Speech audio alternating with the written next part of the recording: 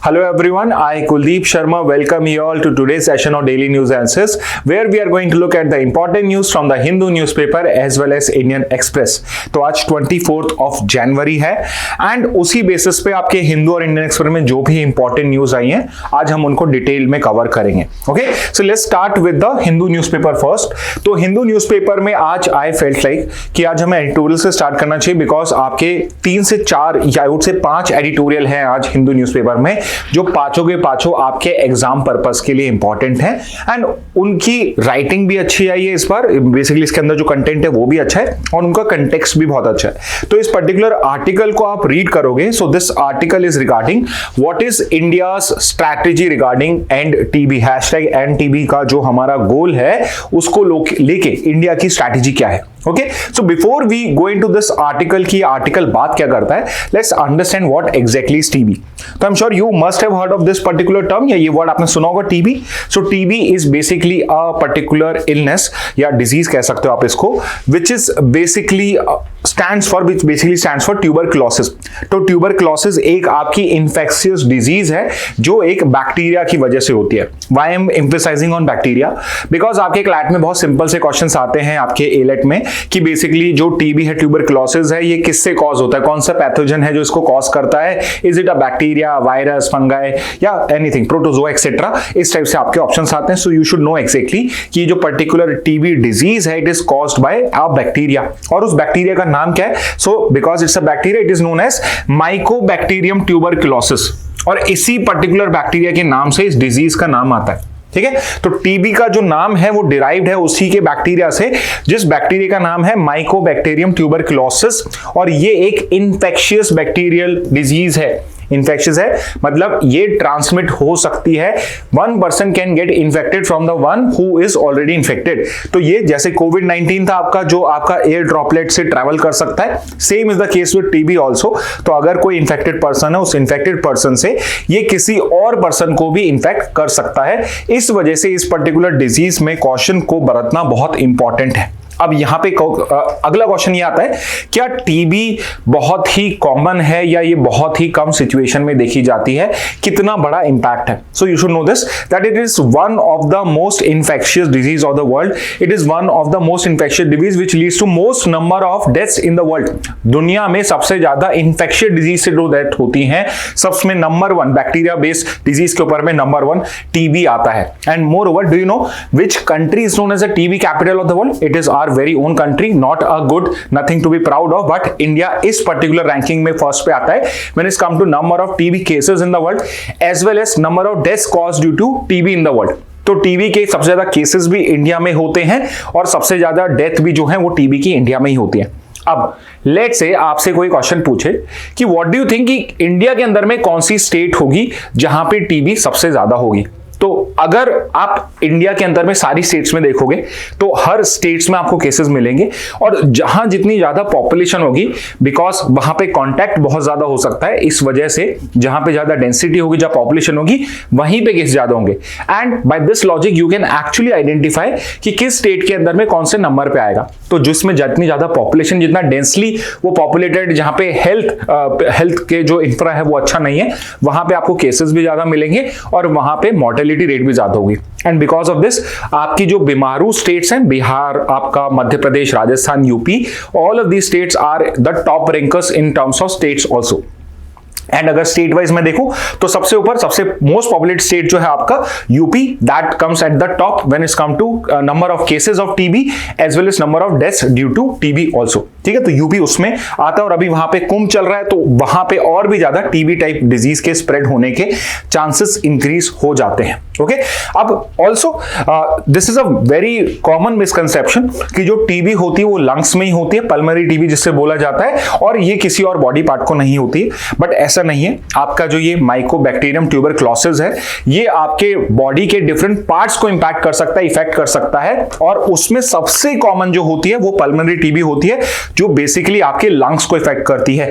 Otherwise आपके जो बाकी के बॉडी पार्ट्स हैं, including your bones, including your blood, including your lymph nodes etcetera, उन सब पर भी टीबी अटैक कर सकती है और उनको वीकन अप कर सकती है। तो इस वजह से डू नॉट थिंक कि ये जो पर्टिकुलर टीबी है ये सिर्फ लंग्स को होती है। It's a disease which can be found in any part of your body, but उसमें सबसे कॉमन जो है वो है pulmonary TB which basically impacts your lungs. अब एक इंपॉर्टेंट क्वेश्चन इसमें यह आता है कि क्या जो टीबी है क्या इसका कोई इलाज है, क्या इसका कोई ट्रीटमेंट है? So you should know this कि yes there is a treatment for TB, और इंडिया जो है इसको इरेडिकेट करने के लिए सबसे ज्यादा आगे है पूरी कंट्रीज में, वर्ल्ड के अंदर में।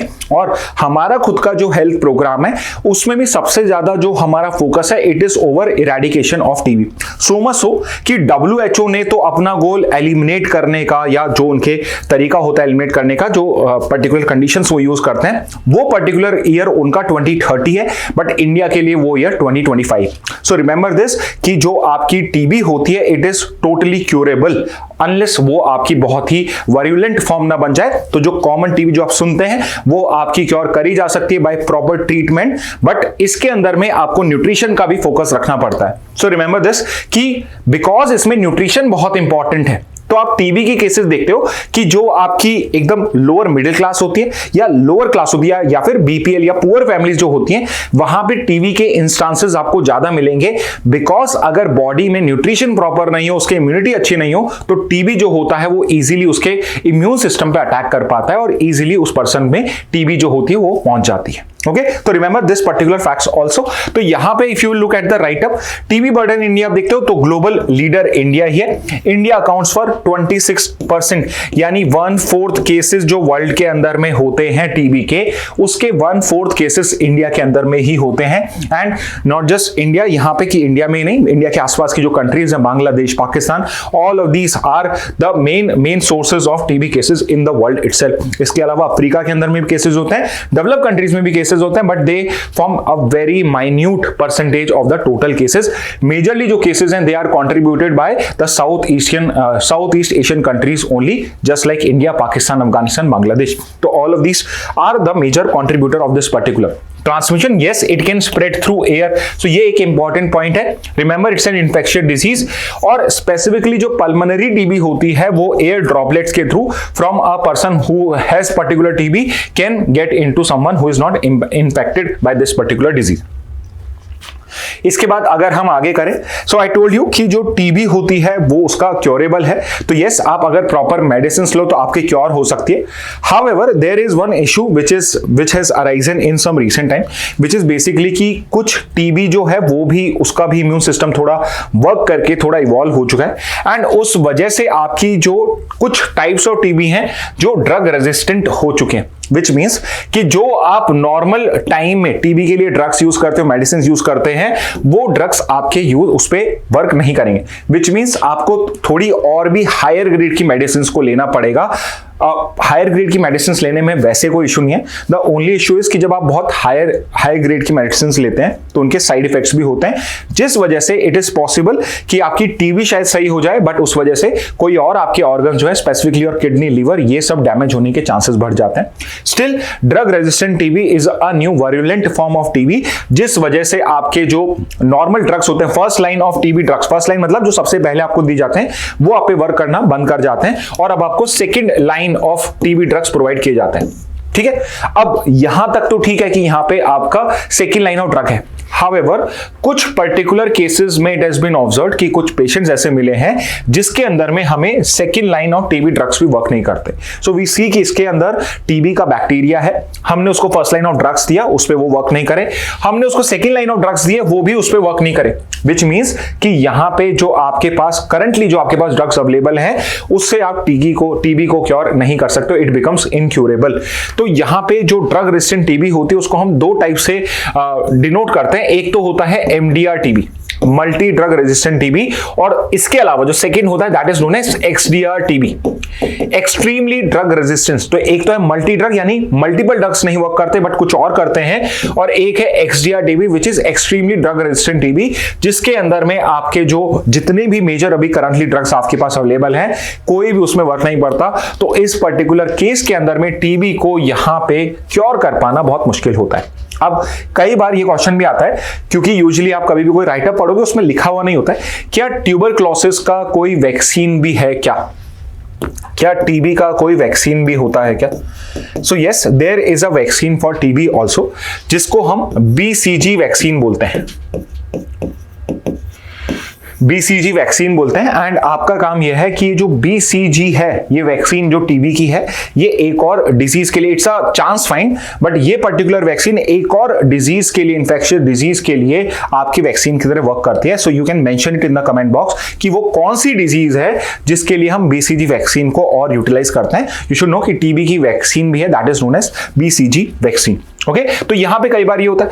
अब वी नो दिस कि डेथ का अगर केस देखते हैं तो ऑलरेडी टोल्ड यू कि इंडिया में सबसे ज्यादा केसेस भी होते हैं, और इंडिया जो है वो लीडर भी है वर्ल्ड के अंदर में। Moreover I already told you कि इन्फेक्शियस डिजीज की जब बात करते हो so it is actually TB, जिसकी वजह से सबसे ज्यादा डेथ्स होती है इंडिया के अंदर में। तो जितनी भी आपकी इन्फेक्शियस डिजीज हो सकती हैं उसमें जो टॉप प्लेस है इन terms of number of deaths being caused, उसमें टीबी टॉप पे आता है। करीब करीब पिछले 2 साल से around 3.2 lakh people have died, around 3.2 lakh, यानी छोटा मोटा नंबर नहीं है। 3 लाख लोग, 3,20,000 लोग 2024 में, 3,20,000 लोग 2022 में, 2 साल से आपकी इतनी डेथ्स हो रही हैं।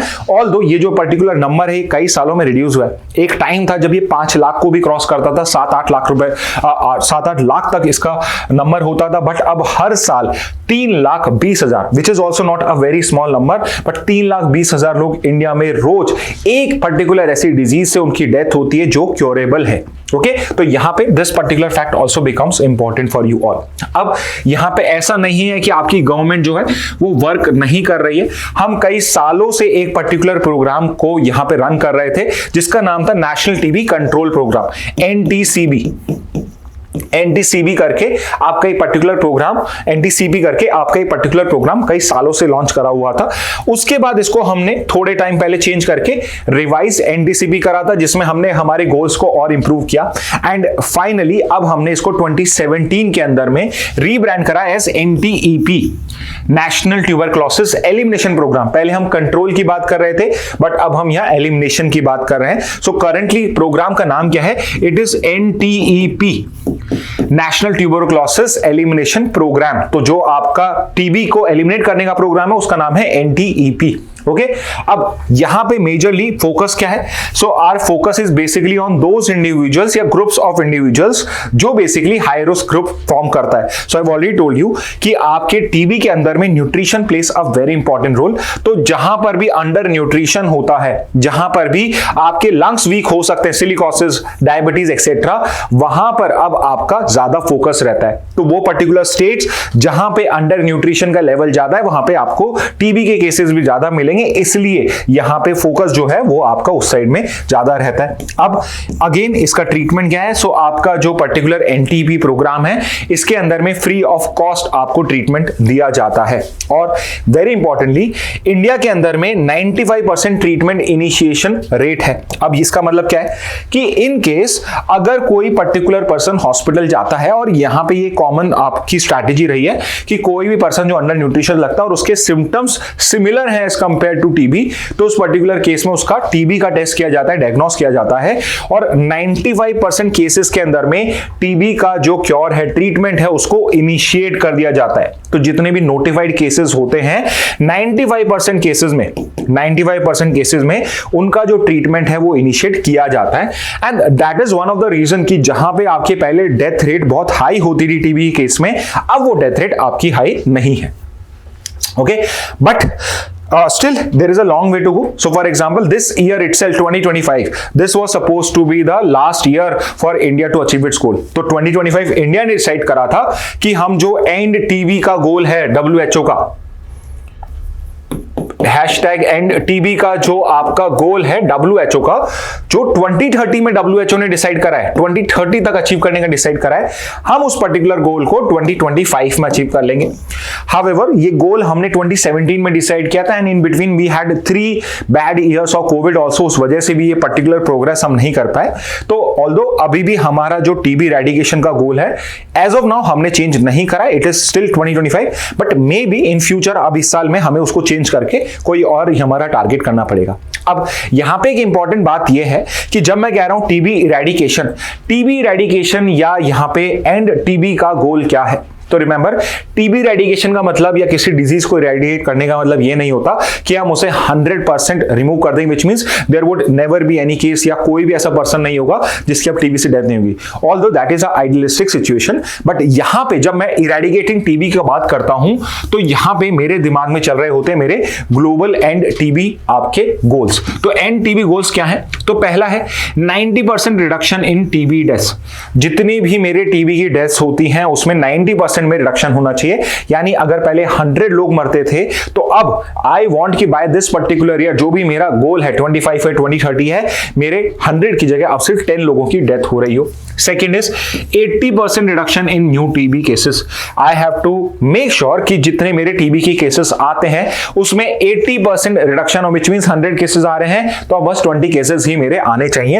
And third is 0 families facing catastrophic cost due to TB by 2030, which basically means कि मेरा जो टीबी का ट्रीटमेंट है it should be affordable. I'm not saying free. WHO is not saying it would be free, but it would be affordable. यानी कोई भी catastrophic case ऐसा cost नहीं होना चाहिए, किसी भी फैमिली को फेस नहीं करना चाहिए जिससे उसका जो ट्रीटमेंट है वो पॉसिबल ना हो पाए, और there is some mortality also because of this particular case. Okay, so this is basically global and TB goals.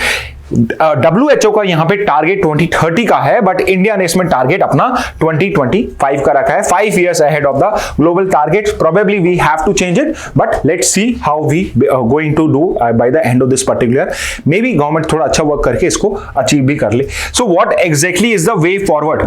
So I always advise my students कि जब भी आप कोई आर्टिकल पढ़े हैं तो उस आर्टिकल में अगर कोई इशू है, कोई प्रॉब्लम है, you should always look for solution also, कि उसमें उसने सॉल्यूशन क्या बताएं आपको टीबी को यहाँ पे टैकल करने के लिए। तो वो बेसिकली कंक्लूजन जो होता है आर्टिकल का, वहां पे आपको वे फॉरवर्ड मिलेगा। तो सबसे इंपॉर्टेंट जो पार्ट होता है किसी भी डिजीज के ट्रीटमेंट के अंदर में, it is basically your diagnostic. Particular disease को डायग्नोस करना, उसको असेस करना, बिकॉज अगर आपने डायग्नोस ही गलत करा है तो आप उसका ट्रीटमेंट क्या करोगे।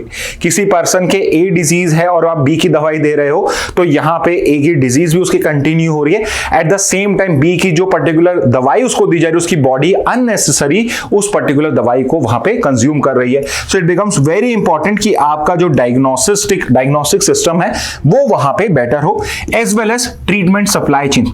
ये इंडिया के केस में बहुत इंपॉर्टेंट है कि जो बेसिकली ट्रीटमेंट रेजिमेन है, यानी जो मेडिसिन आप यूज कर रहे हो उसका सप्लाई चेन जो है वो बिल्कुल इंटैक्ट होना चाहिए, वो प्रॉपर होना चाहिए। अब यहां पे सप्लाई चेन का मतलब क्या है? सो 2024 के अंदर में we could have less number of deaths also.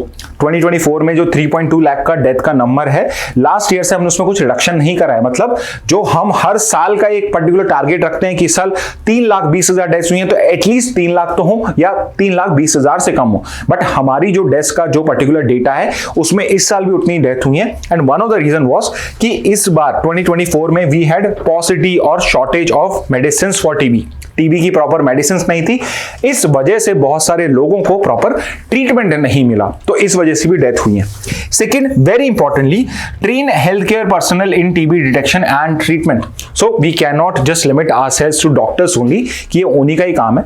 जो भी हमारे हेल्थ केयर पर्सनल्स होते हैं उस पर्टिकुलर सिस्टम में इन्वॉल्व हैं, उन सबको ट्रेन करना पड़ेगा हमें कि वो टीबी को, उसके सिम्टम्स को डिटेक्ट कर सकें, एंड एटलीस्ट रूरल एरियाज के अंदर में, आपके पुअर एरियाज के अंदर में उसका ट्रीटमेंट जो है वो भी वहां पे इनिशिएट करवा सकें। ठीक है, because we have very less number of health personnel, तो अगर हम डॉक्टर्स पे ही डिपेंडेंट हो जाएंगे so it would be very difficult for us. Third पे आता है focus on high risk groups with targeted intervention. तो जिस पर्टिकुलर एरिया में, जैसे कहीं पे सिलिकोसिस अगर कॉमन है तो वहां पे हमें टारगेटेड इंटरवेंशन करने चाहिए over silicosis as well as TB cause by silicosis. तो उस वजह से अगर टीबी जो है उसका इलाज नहीं हो पा रहा है, ट्रीटमेंट नहीं हो पा रहा है, तो हमें सिलिकोसिस प्लस टीबी पे वर्क करना चाहिए। Same goes with diabetes plus TB या एक्सेट्रा जो भी उसके साथ में कोमॉर्बिडिटी है। सेकेंड पे आता है encourage community participation and advocacy. So this also becomes very important कि there was a time in our history जब टीबी जो होती थी उसके अंदर में आप काइंड ऑफ अनटचेबिलिटी प्रैक्टिस करना स्टार्ट कर देते। सो लेट्स से अगर किसी पर्सन की टीबी हो गई है, उसकी और उसकी फैमिली को गांव वाले बिल्कुल भी साथ में नहीं रखते थे। They started maintaining distance with them and it might be correct also in certain cases जहां पे वी बिलीव कि इसका कोई क्योर ही नहीं है। और बहुत पहले इस टाइप की सिचुएशंस भी होती थी कि अगर किसी को टीबी हो गई तो बहुत चांसेस हैं कि वो बाकी सब पर्सन्स में भी स्प्रेड कर देगा और एट द सेम टाइम उसका कोई ट्रीटमेंट भी प्रॉपर नहीं मिलेगा। तो इस वजह से उस टाइप की प्रैक्टिसेस थी। हाउएवर नाउ वी नो कि जो टीबी है ये परफेक्टली टोटली क्यूरेबल होती है। एट द सेम टाइम यहाँ पे कम्युनिटी सपोर्ट मिलना बिकम्स वेरी इंपॉर्टेंट। तो अगर कम्युनिटी पार्टिसिपेट करेगी तो हम टीबी के लिए जो अच्छी हेल्थ प्रैक्टिसेस होती है उनको प्रमोट कर पाएंगे। At the same time that person और that family would also get support from the community and as well as हमें एडवोकेसी यानी इसको स्प्रेड करने, इसके मैसेज को स्प्रेड करने का भी रिक्वायरमेंट है।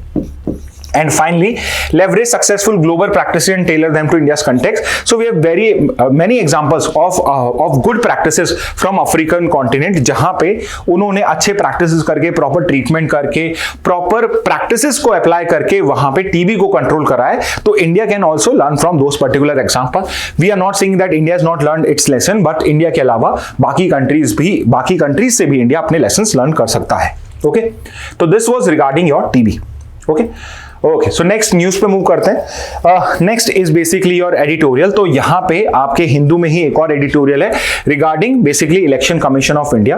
तो यहाँ पे it is basically a criticism और the need for improvement in the system of election commission of India कि इतने साल हो चुके हैं इलेक्शन कमीशन को होते हुए, बट आज भी इसका जो अपॉइंटमेंट प्रोसीजर है इसके अंदर में जो एग्जीक्यूटिव है वो ज्यादा उसमें पावरफुल है।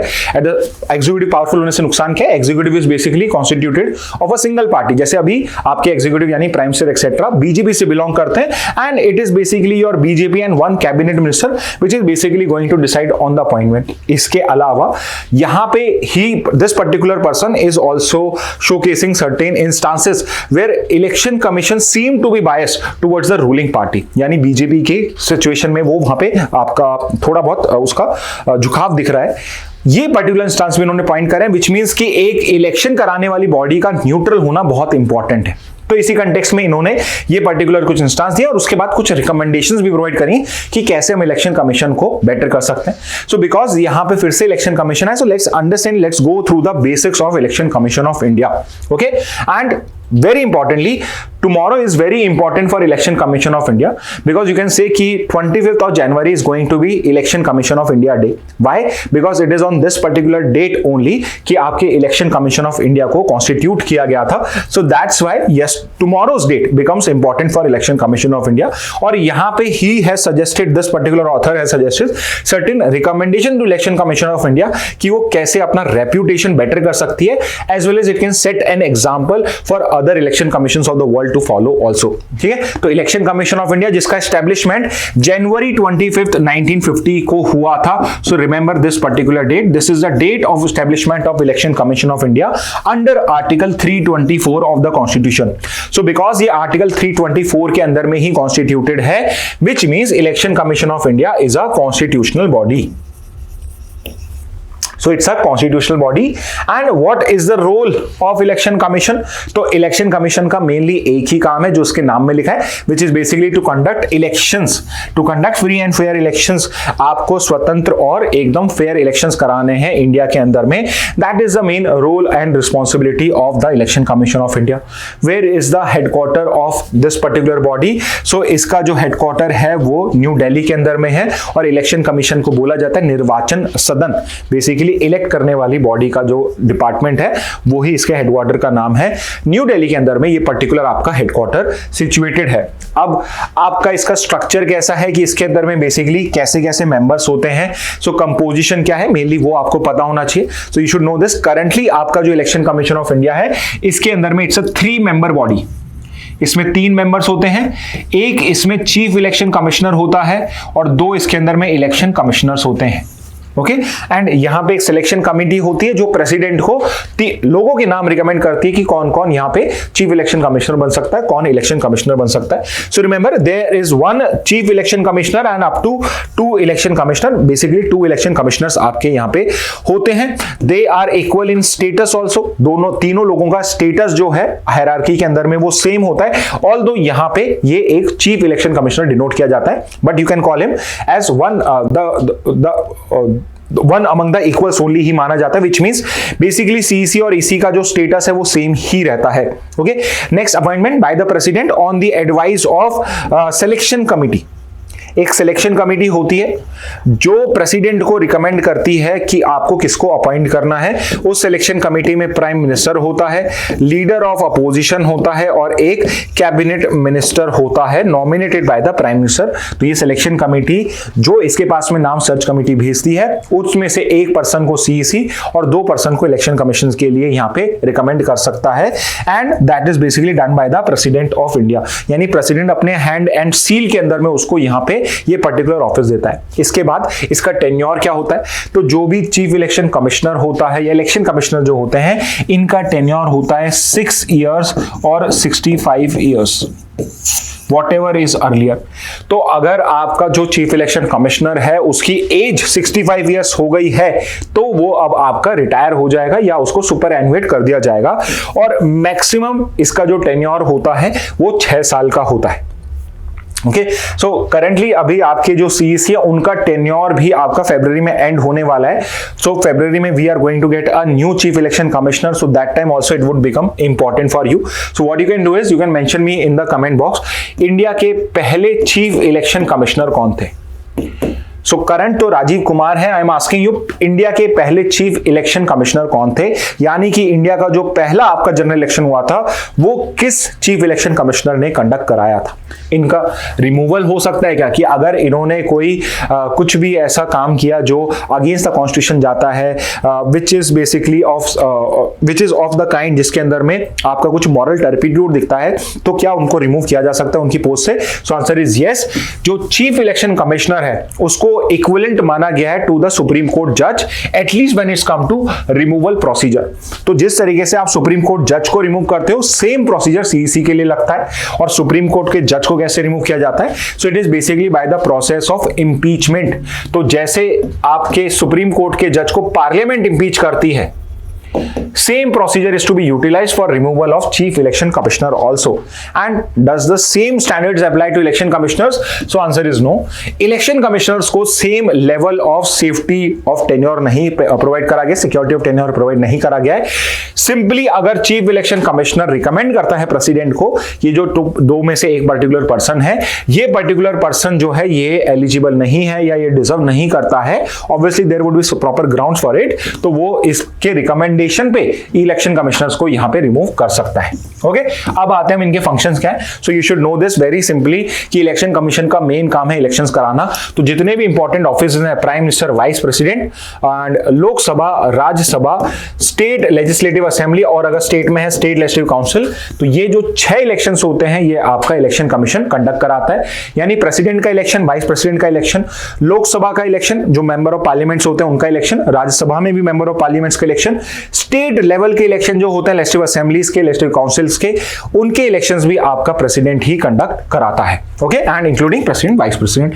इसके अलावा इलेक्शंस अगर कंडक्ट कराने हैं तो उस इलेक्शन के अंदर में वोटर कौन कौन होगा उसकी जो लिस्ट है, इलेक्टोरल रोल्स या वोटर लिस्ट जो होती है, that is also prepared by the election commission of India. So remember this fact also कि कोई भी जो इलेक्शंस होते हैं उसके अंदर में जो वोटर लिस्ट होती है वो गवर्नमेंट नहीं बनाती है. Remember this. बहुत स्टूडेंट्स को लगता है कि वो गवर्नमेंट फ्रेम करती है, central government, state government, but it is not the central state government, it is the election commission of India जो इलेक्टोरल रोल्स को प्रिपेयर करता है. Third is model code of conduct. तो जब भी आपका इलेक्शंस होता है, जैसे भी दिल्ली में इलेक्शंस हैं, जैसे ही आपका इलेक्शन शेड्यूल अनाउंस होता है कि इस पर्टिकुलर डेट्स पे आपके इलेक्शंस होंगे, तब से आपका model code of conduct implement होना स्टार्ट हो जाता है. मॉडल कोड ऑफ कंडक्ट, कैसे आपको बिहेव करना है, पॉलिटिकल पार्टीज क्या क्या कर सकती हैं, क्या नहीं कर सकती हैं, कैंपेनिंग में वो क्या प्रॉमिस कर सकती हैं, क्या वादे नहीं कर सकती हैं, वो सब एमसीसी का पार्ट होता है. तो एक फेयर इलेक्शन कैंपेन के लिए यहां पे एमसीसी को इंप्लीमेंट करना, ये भी इलेक्शन कमीशन ऑफ इंडिया का ही पार्ट होता है। Fourth is your voter education, जागो ग्राहक जागो की तरह जागो वोटर जागो करके जो इस टाइप के अवेयरनेस प्रोग्राम होते हैं आपके, that is also done by the election commission of India. तो जैसे जब भी इलेक्शंस होते हैं, सो यू वुड सी, आप न्यूज़पेपर अगर रीड कर रहे हैं and I want you to read the newspapers, you would see कि वहां पे इलेक्शन कमीशन ऑफ इंडिया कुछ ना कुछ एडवर्टाइजमेंट पैम्पलेट्स वहां पे डिस्ट्रीब्यूट करता रहता है। अगर आप इंस्टाग्राम पे या कोई भी सोशल मीडिया साइट पे भी जाओगे, प्रोवाइडेड आपके एरिया में इलेक्शन है, यू वुड सी कि इलेक्शन कमीशन ऑफ इंडिया खुद से आपके एडवर्टाइजमेंट्स को वहां पब्लिश कर रहा है, सो दैट वोटर अवेयरनेस जो है regarding election and election issues वो वहां पे रेस हो। Next is monitoring and regulation. तो आपका जो particular election commission of India है, जब ये इलेक्शन कंडक्ट कराता है, तो सिर्फ ये प्रोसीजर्स के अंदर में इन्वॉल्व नहीं रहता है, उसका जो जॉब है वो सैंक्टिटी को भी मेंटेन करना है। मतलब इलेक्शन सिर्फ होने ही नहीं चाहिए, इलेक्शंस दिखने भी चाहिए कि ये सही तरीके से करे जा रहे हैं। तो इस वजह से ये सुपरवाइज करता है पॉलिटिकल पार्टीज को, इलेक्शन एक्सपेंडिचर को, use of government machinery during election. तो बेसिकली जब यहां पे कोई भी पार्टी इलेक्शंस रन कर रही है, जैसे बीजेपी अगर कर रही है, they are not suppose to use government mechanism या गवर्नमेंट की जो मशीनरीज है उनको वो यूज नहीं कर सकती फॉर इलेक्शन पर्पसेस। तो इस पर्टिकुलर कंटेक्स्ट में मॉनिटर करना, रेगुलेट करना, ये पर्टिकुलर काम भी आपके इलेक्शन कमीशन का ही होता है। And finally implement certain electoral reforms. तो ऑब्वियसली लॉ तो पार्लियामेंट ही लेकर आएगी, बट यहां पे इलेक्शन कमीशन ऑफ इंडिया एक बहुत इंपॉर्टेंट रोल प्ले करती है of recommending reforms required for conducting a proper fair, free and fair election.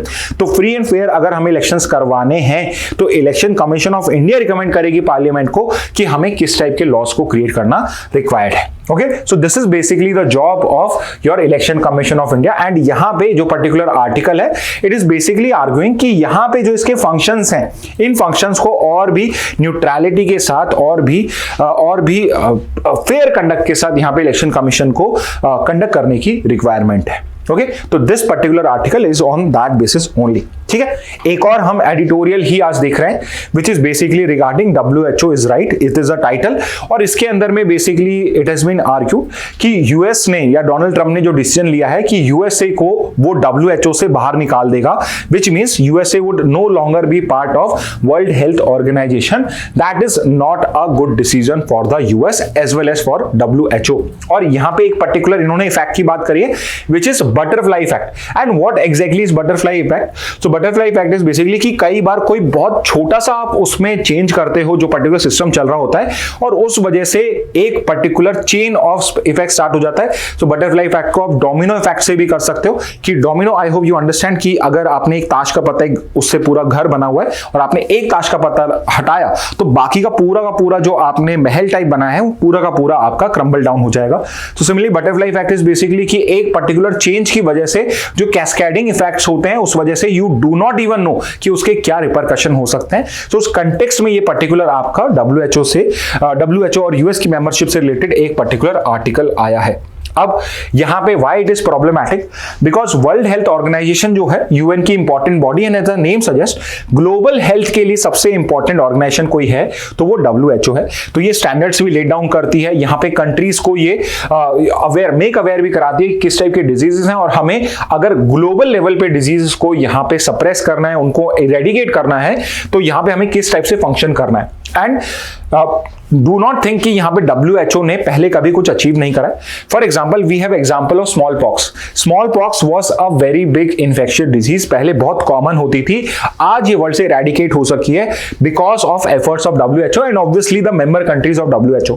इसके अलावा पोलियो इरेडिकेशन में भी WHO ने बहुत ही इंपॉर्टेंट रोल प्ले करा है। It is because of WHO only कि पोलियो जो है आज वर्ल्ड में करीब अगर मैं 2 कंट्रीज को हटा दूं तो वाइल्ड पोलियो वायरस जो है वो आपका इरेडिकेट हो चुका है। What is exactly wild polio virus का इरेडिकेशन, विच इज मींस कि यहां पे नेचर के थ्रू आपको पोलियो वायरस स्प्रेड होता हुआ नहीं दिखता एक्सेप्ट फॉर 2 कंट्रीज। तो एक क्वेश्चन अब आपके लिए यही है कि you tell me which are the 2 countries of the world, and एक और हिंट भी देता हूं, they are Indian neighbours, India's neighbours only, जो पे आज भी पोलियो के वाइल्ड पोलियो वायरस के केसेस मिलते हैं। एंड दैट इज बिकॉज वहां पे पोलियो वैक्सीनेशन जो है उसका कवरेज जो है वो अभी भी यूनिवर्सल नहीं हुआ है, 100% नहीं हुआ है। इस इस वजह से वहां पे केसेस होते हैं. But polio eradication is another example and we have so many example. For example tackling of कोविड-19. However that is the main reason being given by Donald Trump only कि कोविड-19 के टाइम पे WHO ने properly work नहीं करा. Although US is the major contributor of funds to WHO, but still इसने US के अगेंस्ट में बायस शो करा. At the same time there is another country which Donald Trump believes was responsible for cause of कोविड-19 कि basically जो एक lab theory की Wuhan lab में से आपका वायरस स्प्रेड हुआ था, उस पर्टिकुलर थ्योरी ही बिलीव्स कि that is a true theory. But because उससे चाइना नाराज हुआ था, WHO ने यहां पे प्रॉपर एक्शन नहीं लिया अगेंस्ट चाइना. तो because of this particular reasons यहां पे डोनाल्ड ट्रंप ने यूएस को रिमूव कर दिया है WHO से. ओके, अब why it is problematic specifically? So one reason is कि आपका जो वर्ल्ड हेल्थ ऑर्गेनाइजेशन है, इसको जो लार्जेस्ट कंट्रीब्यूशन है, करीब करीब जो 18% ऑफ बजट है WHO का, जो हर साल का इसका बजट होता है, इसमें यूएसए का कंट्रीब्यूशन 18% है.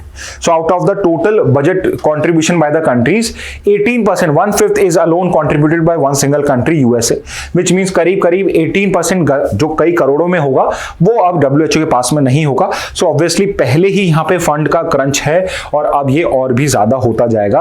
तो इस वजह से भी it is very problematic for world health also. ठीक है. So but before we understand the context in detail, let's look at the basics of WHO also. So ये जो आपकी WHO, it's not a new organisation. इसकी जो age है it's more than 50-70 years now.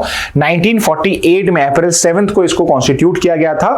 And you have to remember this particular date because it is celebrated as world health day also. इसका जो theme होगा अप्रैल 7 को, जो हमें पता पड़ेगा, that theme would also becomes important for you.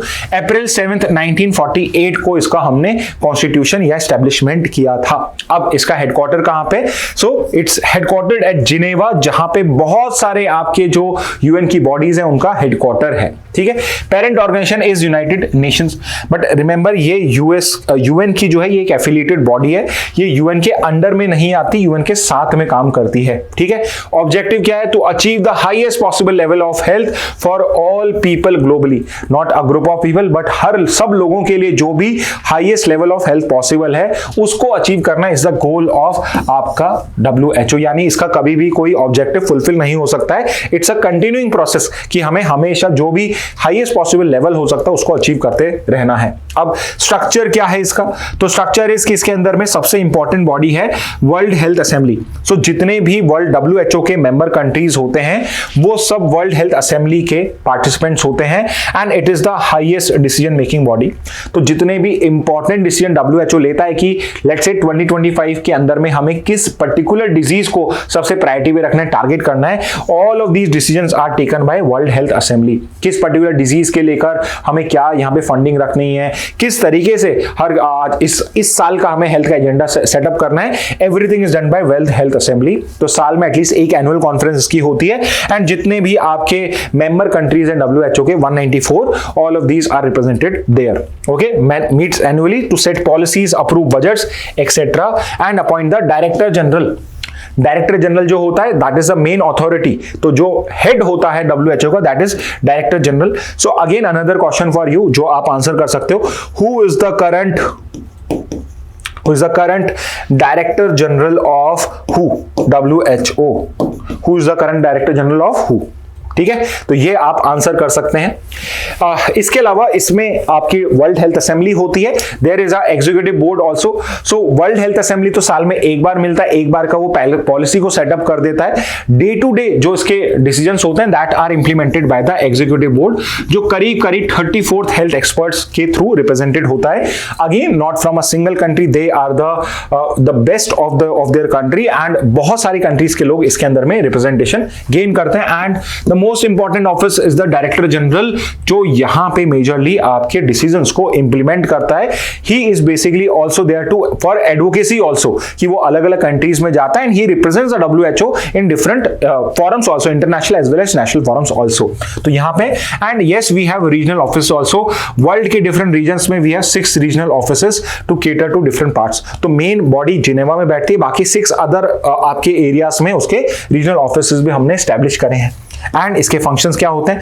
सबसे important, global health advocacy, world के अंदर में हमें हेल्थ को कैसे प्रमोट कर सकते हैं, बेटर कर सकते हैं, सो उसको लेकर एडवोकेट करना, उसको स्प्रेड करना, that is one of the main functions of this particular body. For example, global vaccination, 100% vaccination होना चाहिए, यूनिवर्सल हेल्थ कवरेज, वर्ल्ड के अंदर में सबके पास में हेल्थ जो होनी चाहिए उसका कवरेज होना चाहिए, which means because of money किसी पर्सन की को हेल्थ इश्यूज नहीं झेलने चाहिए, and disease eradication also. Second, epidemic response, अगर कहीं पे कोई एपिडेमिक है या पेंडेमिक है, so do you know what is the difference between epidemic and pandemic? If you know you can mention it in the comment box, but as the name says epidemic, pandemic, ठीक है? तो कहीं पर भी कोई epidemic या pandemic आता है तो उसको डिटेक्ट करना, उसको मॉनिटर करना एंड रिस्पॉन्ड करना is the job of WHO. So just try to remember the time of COVID-19, उसको डिटेक्ट करना, कहां पे केसेस हो रहे हैं, मॉनिटर करना, स्प्रेड कैसे हो रहा है और कैसे कंट्रीज को रिस्पॉन्ड करना है और खुद कैसे रिस्पॉन्ड करना है, उसको regarding WHO was very active and very importantly it laid down standards also. तो बेसिकली वैक्सीन को लेके, मेडिसिन को लेके, ट्रीटमेंट को लेके क्या क्या स्टैंडर्ड्स होने चाहिए हर कंट्री के अंदर में, क्या गाइडलाइंस होनी चाहिए, all of these are also provided by WHO only, and obviously it has its own research team also and data collection team also, which is basically कि जैसे अभी हमने टीबी का पढ़ा तो किस कंट्री में टीबी के कितने केसेस हैं, ग्लोबली टीबी क्या का केस रेशियो क्या चल रहा है, किस टाइप से उसको इरेडिकेट करा जा रहा है, किस कंट्री के अंदर में जो प्रोसीजर है या उनका जो प्रोग्राम या सिस्टम है वो कैसे उस पर्टिकुलर डिजीज को इरेडिकेट करने में हेल्प कर रहा है, या कहीं पे बिकॉज ऑफ सर्टेन रीजन जो टीबी है या कोई पर्टिकुलर डिजीज है उसके केसेस इंक्रीज तो नहीं हो रहे, और इन दिस पर्टिकुलर ग्राउंड या ऑन दिस बेसिस आपके डेटा कलेक्शन भी ये करता है और डिफरेंट कंट्रीज को एडवाइजरीज यहां पे ये लागू करता है, ठीक है? तो इस तरीके से आपका जो पर्टिकुलर WHO है वो वर्क करता है, एंड बिकॉज अब यूएस जो है इसको यहां से रिमूव हो चुका है और इससे एक बटरफ्लाई इफेक्ट हो सकता है, which means we do not know कि इसके जाके इसका इंप्लीकेशन क्या एग्जैक्टली होगा। इट इज पॉसिबल कि WHO के अंदर में फंड क्रंच पहले ही है, अगर यूएस फंड्स नहीं देता है, there might be some country जो कुछ पैसा उसको देना स्टार्ट कर दे और उस वजह से उस कंट्री का इन्फ्लुएंस उसमें इंक्रीज हो सकता है। फॉर एग्जाम्पल कि अगर यूएस नहीं पैसे देता है तो चाइना पैसा देना स्टार्ट कर दे, बट उस वजह से क्या होगा, WHO के अंदर में यूएस की जगह चाइना का इन्फ्लुएंस ज्यादा हो जाएगा, और किस तरीके से या किन डिजीज पे हमें वर्क करना है उसके अंदर में चाइना का से है वो ज्यादा इंक्रीज हो जाएगा, ठीक है? तो ये कुछ चीजें होती हैं which we are not even aware कि यहां पे इस पर्टिकुलर डिसीजन के क्या क्या पॉसिबल रिपरकशंस हो सकते हैं। ओके, नेक्स्ट पे आते हैं। अगेन हिंदू के अंदर में ही आप आज ओपिएड आई सेड कि बहुत अच्छे आर्टिकल्स आए। सो यहाँ पे एक पर्टिकुलर पार्ले है, Parle is basically a debate, दोनों साइड के आर्गुमेंट्स हैं कि क्या इंडिया के अंदर में पॉवर्टी जो है वो अंडर एस्टिमेटेड तो नहीं है, विच इज बेसिकली कि जो हमारा पॉवर्टी को एस्टिमेट करने के तरीके हैं कहीं उस तरीके से हम पॉवर्टी जो इंडिया के अंदर में है उसको अंडर एस्टिमेट तो नहीं कर रहे हैं, which means level of poverty is much high but हम उसको नहीं कर रहे हैं। तो यहां पे दोनों साइड्स के आर्गुमेंट है। आई वुड से कि अगर आप हिंदू न्यूज़पेपर आपके पास है तो इस आर्टिकल को प्लीज आप रीड कर सकते हैं। तो इस पर्टिकुलर आर्टिकल का हम कंटेक्स्ट समझ लेते हैं कि पॉवर्टी होती क्या है और पॉवर्टी को एस्टिमेट इंडिया में कैसे किया जाता है। So what exactly is poverty? So poverty is basically सबसे बेसिक जो डेफिनेशन है पॉवर्टी की, दैट इज कि अगर कोई पर्सन जो बेसिक नीड्स होती हैं लाइफ की, रोटी कपड़ा मकान, अगर उनको अफोर्ड नहीं कर सकता है तो हम उस पर्टिकुलर पर्सन को पुअर बोलते हैं। So poverty refers to a state where individuals lack access to basic necessities such as food, clothing, shelter, education and health care. Obviously आज education health को भी करते हैं, बट मेजरली जो सबसे इसकी क्लासिकल डेफिनेशन होगी वो होगी अगर कोई रोटी कपड़ा मकान अपने लिए अपनी फैमिली के लिए अफोर्ड नहीं कर पाता है तो वो एक पुअर फैमिली है, एक वो बीपीएल फैमिली में काउंट होगा। ठीक है, अब मैंने एक वर्ड यूज करा बीपीएल, सो हम बिलो पॉवर्टी लाइन या बीपीएल को बहुत जनरल टर्म्स में भी यूज कर लेते हैं, but it is basically a technical term. What is a technical term? कि यानी कि इस पर्टिकुलर टर्म की एक डेफिनेशन होगी और उस बेसिस पे मैं पॉपुलेशन को यहां पे कैटेगराइज कर पाऊंगा, तो वो टेक्निकल डेफिनेशन का मतलब होता है। तो उसी तरीके से मैंने डिफरेंट कमिटीज बनाई हैं और डिफरेंट तरीके से पॉवर्टी को या बिलो पॉवर्टी लाइन को डिफाइन करने की कोशिश करी है।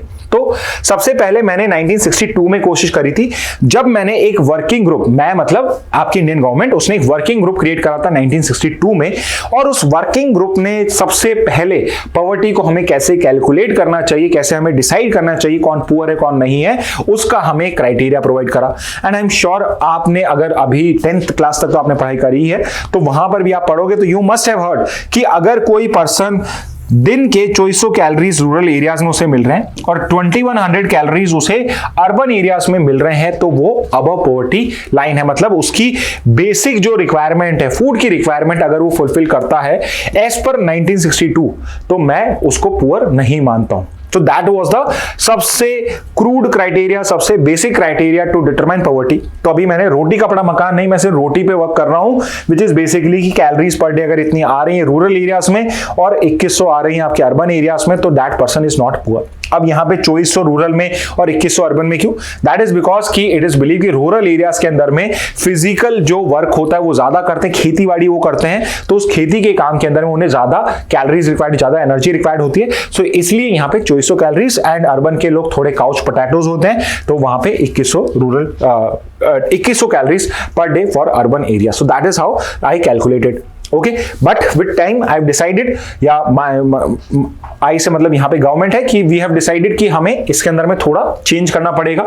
तो 62 के वर्किंग ग्रुप के बाद आपकी पहले कमेटी बनती है, अलग कमेटी। सो अलग कमेटी, अलग वाज द पर्सन जो हेड करता था इस कमेटी को, और यहाँ पे इन्होंने स्टेट स्पेसिफिक पॉवर्टी लाइंस की बात करना स्टार्ट कर दिया on the basis of calorie consumption.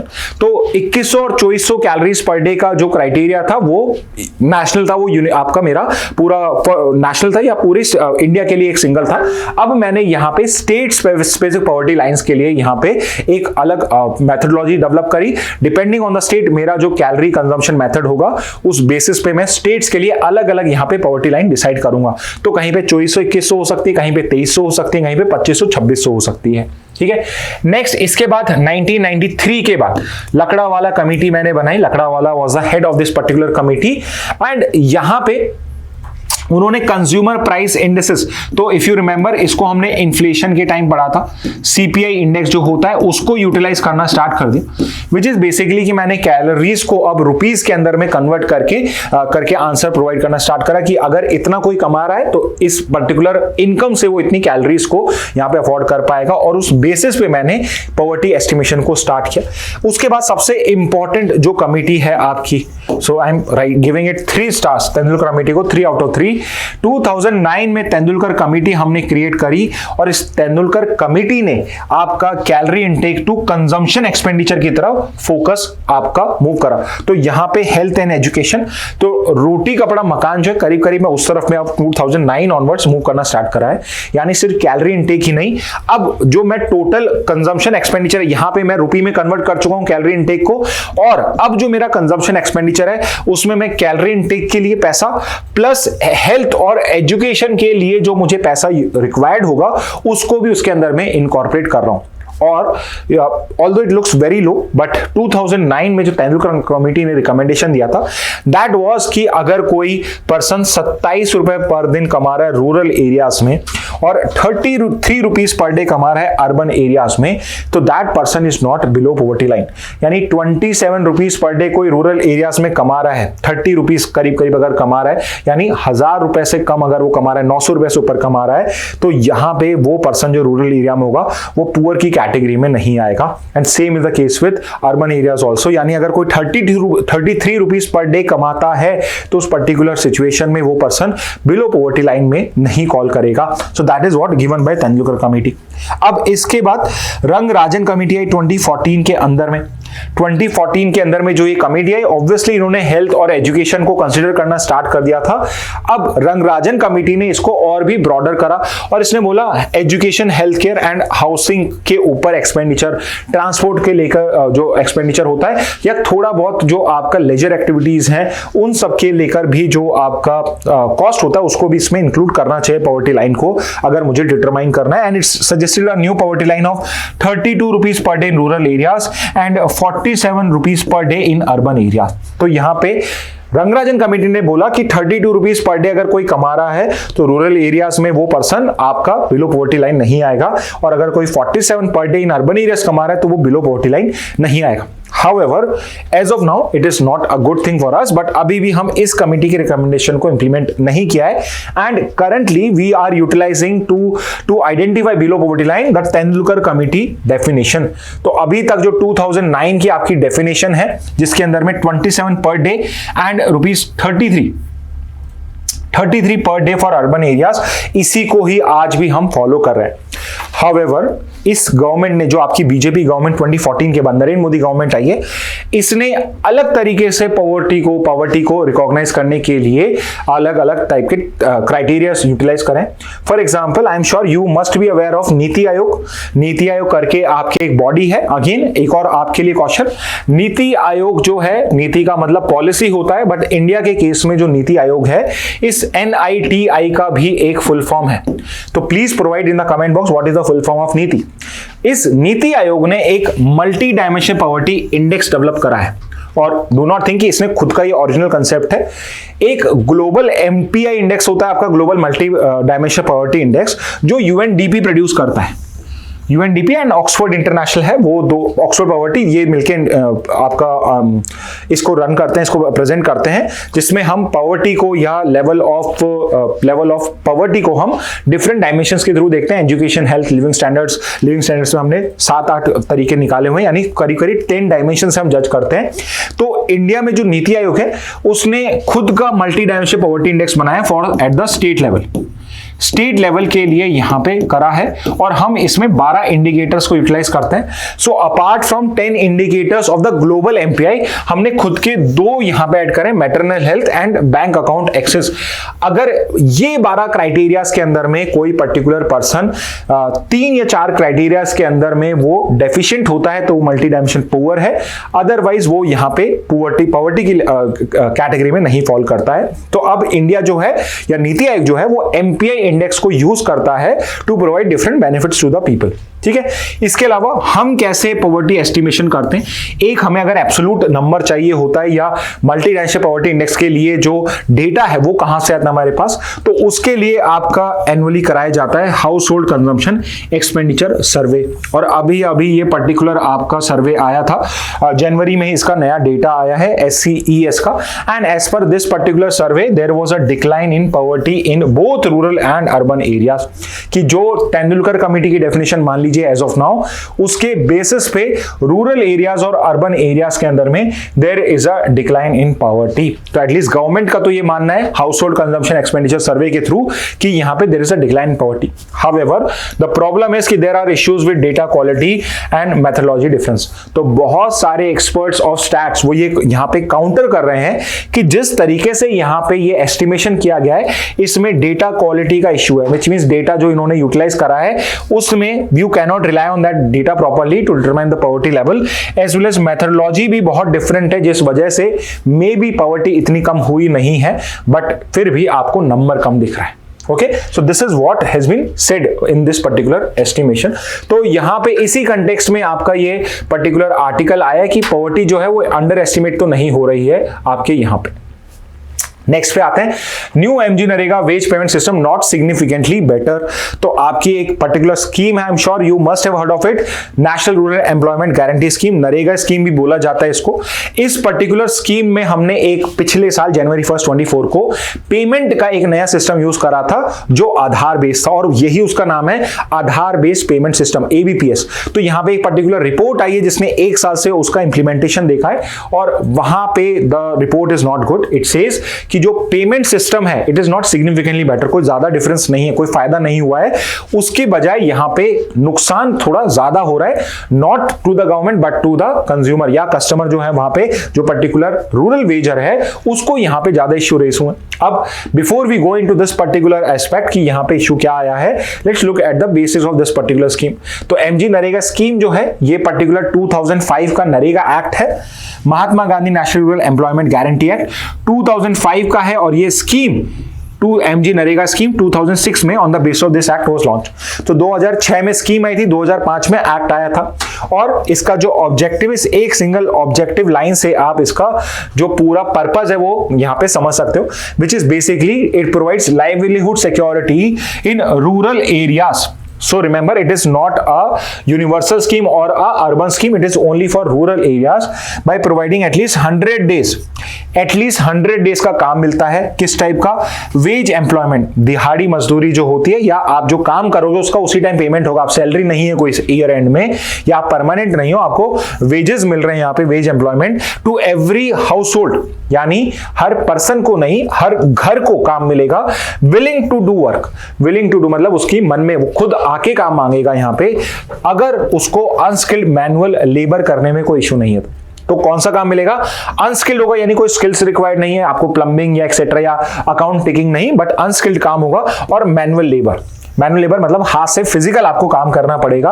अगर आप अनस्किल्ड मैनुअल लेबर करने के लिए रेडी हो, if you go in demand for work, तो हर किसी घर के, रूरल एरिया के हर घर को मिनिमम 100 दिन का वेज एम्प्लॉयमेंट यहाँ पे गारंटीड है एमजी नरेगा के अंदर में. ठीक है, तो मिनिमम 100 डेज का आपको यहाँ पे वर्क मिलेगा, provided you have to go and demand for the work. अगर आपको वर्क नहीं मिलता, आप जाते हैं काम मांगने नरेगा में और आपको काम नहीं मिलता है और 15 दिन तक आपको काम नहीं मिलता है, तो उसके बाद में आपको एक अनएम्प्लॉयमेंट अलाउंस भी मिलेगा, विच मींस आपको काम नहीं मिलने की वजह से भी कुछ ना कुछ पेमेंट यहाँ पे मिलेगा. सो आप ये देख सकते हैं, you can pause the video और यहाँ पे you can copy these down if you want to. ठीक है, अब यहां पे इश्यू क्या है? सो आई टोल्ड यू कि पहले क्या होता था कि जो भी पेमेंट्स होते थे तो उसमें जो कॉन्ट्रैक्टर होता था या जो भी मिनिस्ट्री का या डिपार्टमेंट का पर्सनल होता था, वो बेसिकली उसको इन हैंड कैश पेमेंट करता था. यानी कि अगर मैं वहां पे काम करने गया हूं, मैंने सुबह काम स्टार्ट किया, शाम को मैंने जो भी मुझे काम दिया गया था वो मैंने कंप्लीट करा, रजिस्टर में एंट्री करी जाएगी और मुझे इन हैंड वो पेमेंट किया जाएगा. हाउएवर इसके अंदर में लीकेज के बहुत इश्यू होते हैं. What is a leakage? तो पहली बात तो ये कि मैंने रजिस्टर में नाम लिखा है, उसके बाद मुझे बोला गया था कि मुझे 500 रुपए मिलेंगे. मुझे कॉन्ट्रैक्टर ने बोला कि मैं 450 रुपए आपको दूंगा, आपको काम करना है करो, नहीं तो आप जा सकते हो. तो यहां पे बिकॉज आई एम समवन जिसको इस काम की बहुत जरूरत है, because I am basically a poor person, इसलिए मैं यहां पे काम मांगने आया हूं. तो मैं वहां पे एग्री कर जाता हूं कि ठीक है आप 450 दे देना मुझे, मेरे लिए तो वो भी बहुत है, और 50 रुपए कॉन्ट्रैक्टर अपनी जेब में रख लेता. तो इसको हम मिडिल मैन इश्यू भी बोलते हैं. और बहुत बार क्या होता था कि रजिस्टर में नाम है, वो पर्टिकुलर पर्सन काम भी नहीं कर रहा है और फिर भी उसके नाम के पैसे दिए जा रहे हैं, और वो यूजुअली कॉन्ट्रैक्टर्स और मिडिल मैन होते थे, वो अपनी जेब में रख लेते. तो यहां पे क्या करा गया? एक आधार बेस्ड पेमेंट सिस्टम करा गया, विच मींस कि जो भी पर्सन नरेगा के लिए काम मांगता है उसका आधार उसके नरेगा के कार्ड से यहां पे मैंने कनेक्ट कर दिया. तो अगर कोई पर्सन वहां पे काम करता है तो अब मैं उसको कैश में पैसा नहीं दे रहा हूं, अब मैं उसका पैसा सीधे उसके अकाउंट में ट्रांसफर करूंगा. तो जो भी उसका पैसा बनता है, 400 बनता है, 500 बनता है, सारा पैसा अब उसके अकाउंट में जा रहा है. यानी कि लीकेज की जो प्रॉब्लम है वो मैंने यहां पे खत्म कर दी. ठीक है, अब यहां पे इश्यू क्या है कि आधार बेस्ड पेमेंट सिस्टम के अंदर में मैंने काम करा है या नहीं करा है, ये डिटरमाइन कैसे होता है. तो अब मैंने सब कुछ, आपका जो फिजिकल काम है या फिजिकल जो एंट्री, वो तो मैंने खत्म कर दी, उसको मैंने रिप्लेस करा है with biometrics, which is basically कि जब मैं काम मांगने जा रहा हूं तो मैं वहां पे अपना थंब इम्प्रिंट दूंगा. थंब इम्प्रिंट मैं मॉर्निंग में दूंगा, शाम को दूंगा, तो मेरा काम रजिस्टर हो जाएगा.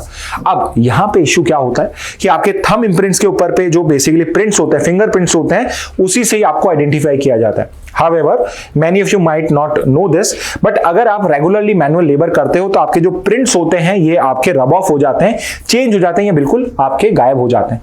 तो इस वजह से जो थंब प्रिंट्स या फिंगर प्रिंट्स के थ्रू आपको आइडेंटिफाई करना है वो कर पाना बहुत मुश्किल हो जाता है. तो इस पर्टिकुलर केसेस में क्या होता है कि आपने काम तो किया, बट बिकॉज सिस्टम ने आपके वर्क को रिकॉग्नाइज नहीं करा है, इस वजह से कोई भी पेमेंट जनरेट नहीं हुआ. तो बहुत सारे आपके गरीब लोग जो हैं उनका जो पेमेंट होता है वो डिनाई हो जाता है, and they have to run from pillar to post to get their payment. तो इस वजह से वहां पे इश्यूज भी बहुत रेस हो रहे हैं. तो यहां पे जो आधार बेस्ड पेमेंट सिस्टम है, जनवरी 1, 2024 को मैंने यहां पे इंप्लीमेंट करा था. तो एक साल की रिपोर्ट ये आई है कि एक तो मिसडायरेक्टेड पेमेंट्स हो रहे हैं, क्योंकि आधार के डिटेल्स और जॉब कार्ड्स मैच नहीं हो रहे, तो इस वजह से कहीं पे पेमेंट ही नहीं हो पा रहा है.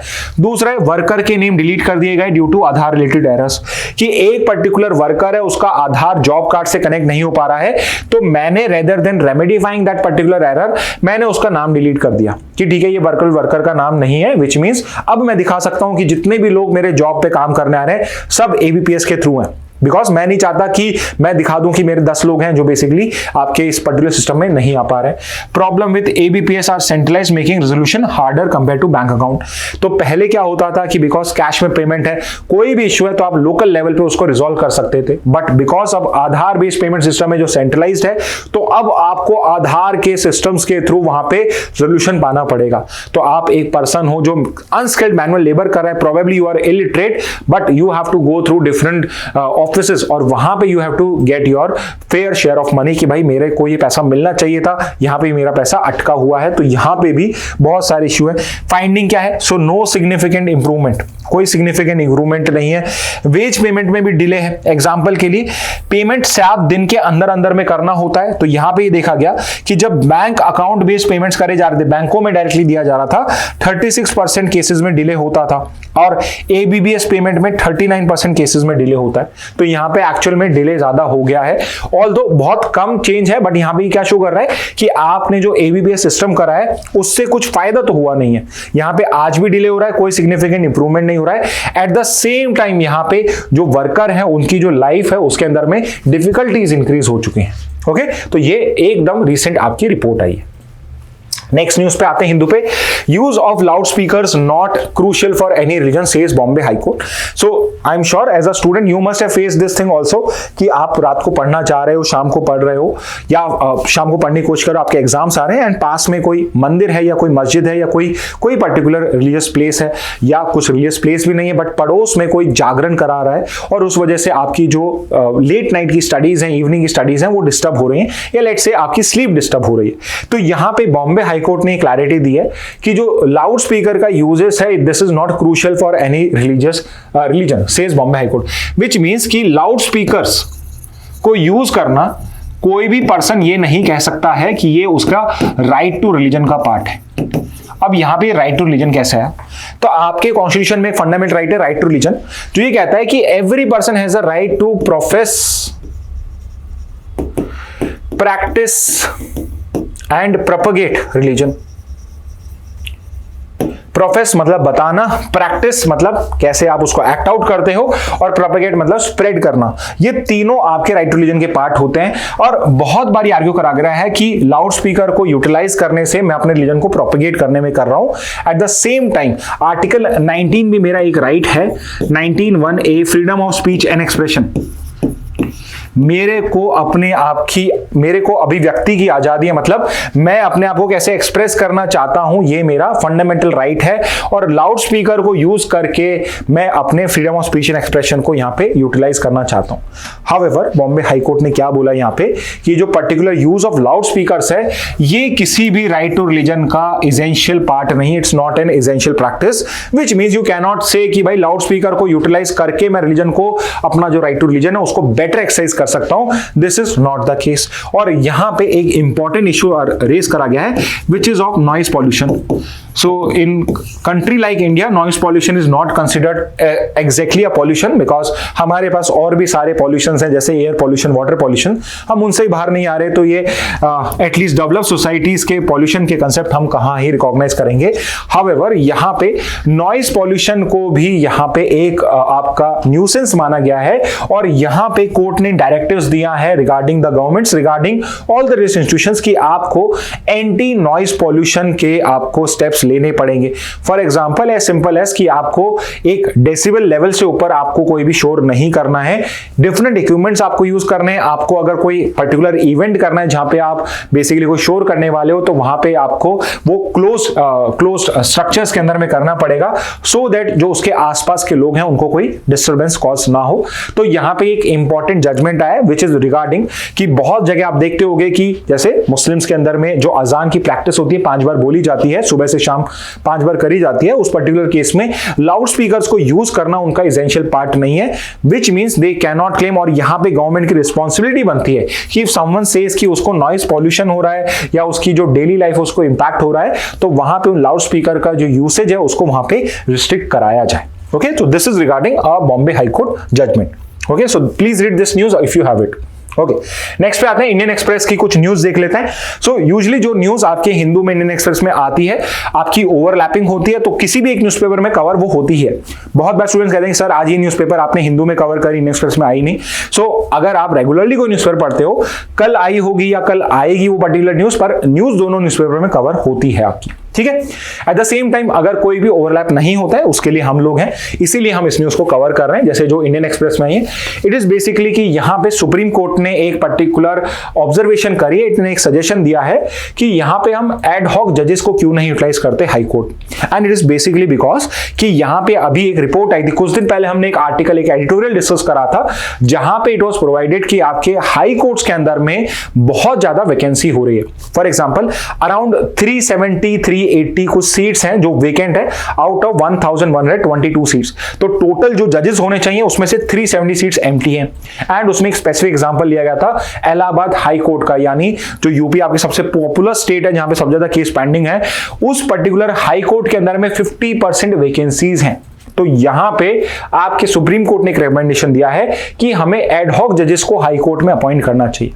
तो आपको पहले समझ में आना चाहिए कि एड हॉक जजेस क्या होते हैं। तो you should understand ad hoc का मतलब होता है टेम्पररी, यानी फॉर द टाइम बीइंग या फॉर अ स्पेसिफिक पर्पस। तो एड हॉक जज होगा फॉर अ स्पेसिफिक पर्पस होगा, यानी दे आर नॉन परमानेंट जजेस, कि ये परमानेंट नहीं है, स्पेसिफिक केस या ऑब्जेक्टिव्स के लिए होते हैं।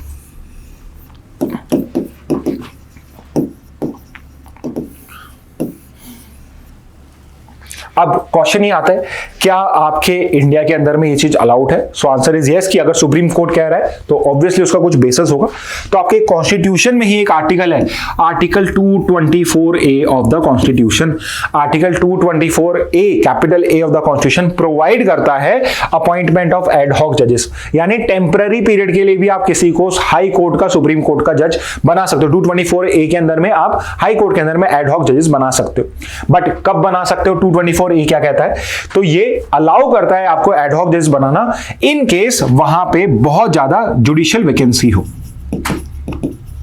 जजेस की सीट्स वेकेंट है and it is not possible to appoint permanent जजेस, या फिर there is very high pendency of cases. तो या तो जुडिशियल वैकेंसी बहुत ज्यादा हो या हाई पेंडेंसी ऑफ केसेस हो, दोनों सिचुएशंस के अंदर में एड हॉक जजेस अपॉइंट किए जा सकते हैं in the high court and under article 224A। सो यहां पे अभी दोनों ही आपके इश्यूज हैं। हाई पेंडेंसी की तो बात ही मत करिए, वी नो दिस कि हाई कोर्ट में, सुप्रीम कोर्ट में, लोअर कोर्ट्स के अंदर में 10-10 साल, 20-20 साल पुराने केसेस आपके पेंडिंग है। 60 lakh cases are there in your court system जो आपके पेंडिंग है। And yes, judicial vacancies are also there. High court के अंदर में 370 प्लस वैकेंसीज आपकी वेकेंट है। तो यू कैन सी कि दोनों यहां पे जो केसेस आपको बताए हुए जब आप कर सकते हो, दोनों आपके यहां पे फुलफिल होते हैं। हु कैन बी अपॉइंटेड, किसको आप एड हॉक जज बना सकते हो? तो यहां पे यूजुअली रिटायर्ड जजेस को प्रेफरेंस दी जाती है। सो अगर कोई जज रिटायर्ड हो चुका है उस पर्टिकुलर हाई कोर्ट का, किसी और हाई कोर्ट का है, and that person should be eligible to be a high court जज।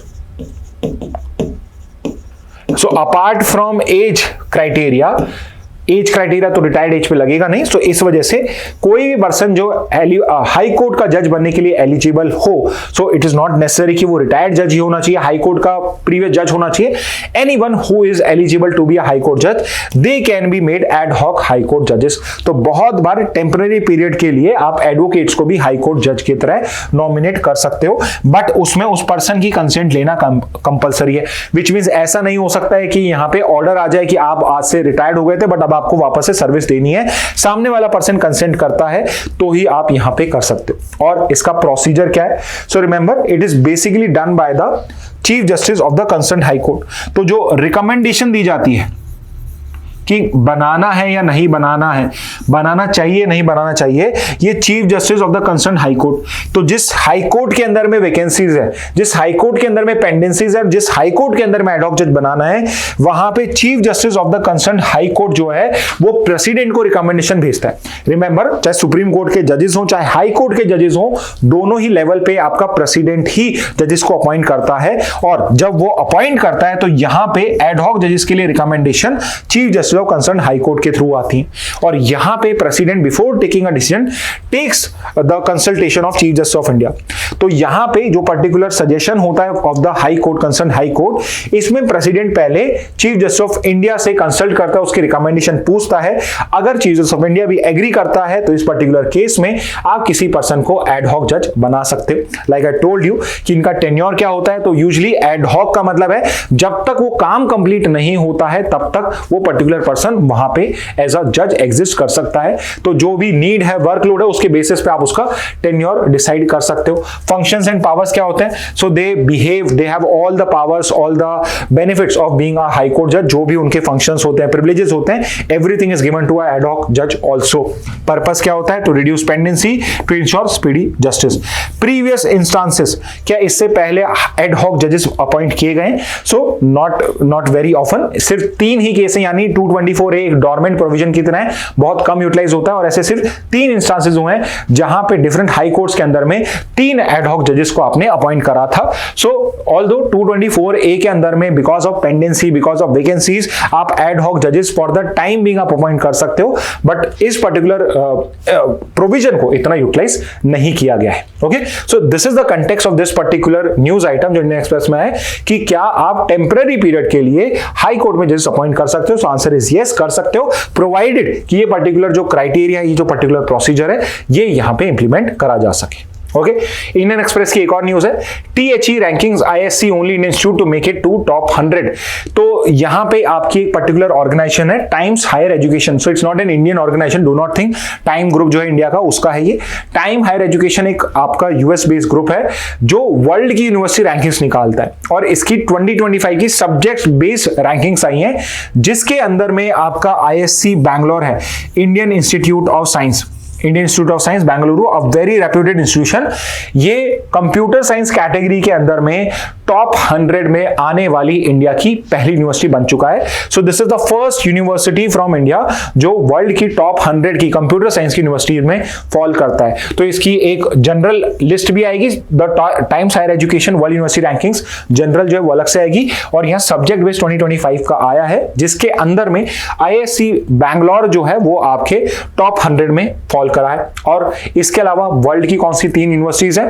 सो अगर कंप्यूटर साइंस में देखा जाए तो वर्ल्ड की 3 टॉप यूनिवर्सिटीज में टॉप पे ऑक्सफोर्ड यूनिवर्सिटी कंप्यूटर साइंस में, फिर University of Cambridge and then Massachusetts Institute of Technology MIT। ठीक है, तो ये 3 इंस्टीट्यूट जो हैं कंप्यूटर साइंस में, नॉट इन जनरल, उसके अंदर में इन्होंने टॉप किया। उसके अलावा अगर आप इंडियन प्रेजेंटेशन देखते हो, दिल्ली यूनिवर्सिटी आपका लॉ में आया है, मेडिकल हेल्थ साइंसेज के अंदर में सविता इंस्टीट्यूट है जो आया है, बिजनेस एंड इकोनॉमिक्स के अंदर में 24 इंडियन यूनिवर्सिटीज रैंकिंग में है बट टॉप 100 में कोई भी नहीं है। आर्ट्स एंड ह्यूमैनिटीज के अंदर में JNU और DU 500 से 400 से 500, सो 401 से 500 का पूरा बैंड है, मतलब उसमें रैंक क्या होगी वो नहीं बताया है, बट ये 400 से 500 के बैंड में है।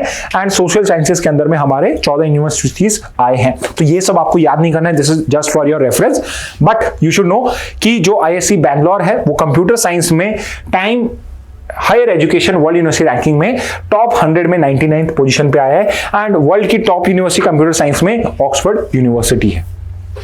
ओके, इंडियन एक्सप्रेस की एक और न्यूज देखते हैं। सो यूजुअली हम ट्रम्प से स्टार्ट कर रहे थे बट आज हम ट्रम्प से एंड कर रहे हैं। So last news for today is basically कि यहाँ पे फेडरल जज जो है वहां पे, जो बेसिकली सुप्रीम कोर्ट जज कह सकते हो वहां पे, उसने ट्रम्प का जो बिड है to end birth right citizenship उसको अनकॉन्स्टिट्यूशनल डिक्लेयर कर दिया, उसको यहाँ पे स्टे लगा दिया है। And what is this particular issue? So Donald Trump जैसे ही उन्होंने 20th जनवरी को उन्होंने ओथ ली, उन्होंने करीब 200 एग्जीक्यूटिव ऑर्डर साइन करे और उसमें से एक ऑर्डर ये था कि यूएस के अंदर में एक प्रोविजन होता है, so irrespective of your parents citizenship, so आपके जो फादर हैं, आपके मदर हैं, वो हो सकता है डिफरेंट नेशनलिटी को।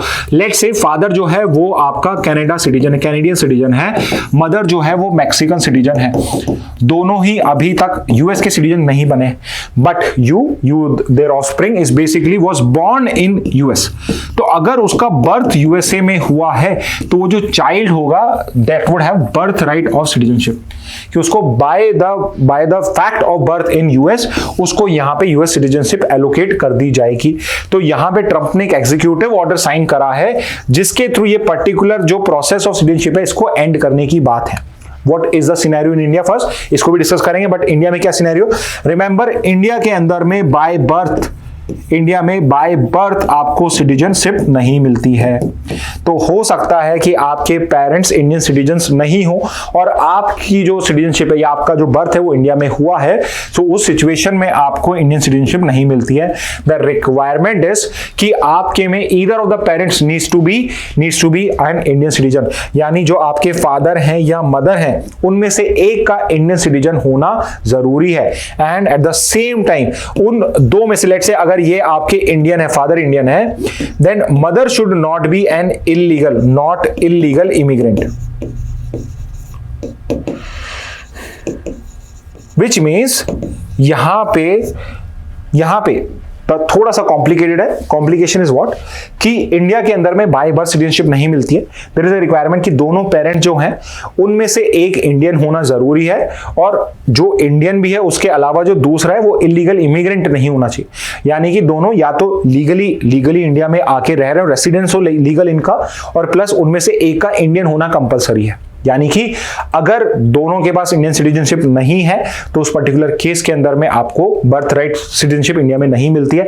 इन केस एक इंडियन है, मदर या फादर में से एक इलीगल इमिग्रेंट है, तो भी आपको सिटीजनशिप नहीं मिलेगी। बट अगर एक particular Indian, let's say mother Indian है और फादर फॉरेनर है बट इलीगल इमिग्रेंट नहीं, लेट्स से कि वो यूएस सिटीजन है बट इंडिया के अंदर में वो आपका रिसाइड करता है और वो लीगली इंडिया में एंटर करा था, तो उस पर्टिकुलर सिचुएशन में भी उस जो ऑफस्प्रिंग होगा उसको यहां पे सिटीजनशिप मिल जाएगी। ठीक है, तो इंडिया के अंदर में बर्थ राइट नहीं होता, बाय बर्थ सिटीजनशिप नहीं मिलती है, बट यूएस के अंदर में ऐसे मिलती थी और इस चीज को एंड कर दिया है। तो यहां पे वहां का जो फेडरल जज है एक, उस पर्टिकुलर फेडरल जज ने इस एग्जीक्यूटिव ऑर्डर को अगेंस्ट द यूएस कॉन्स्टिट्यूशन माना है। व्हाई?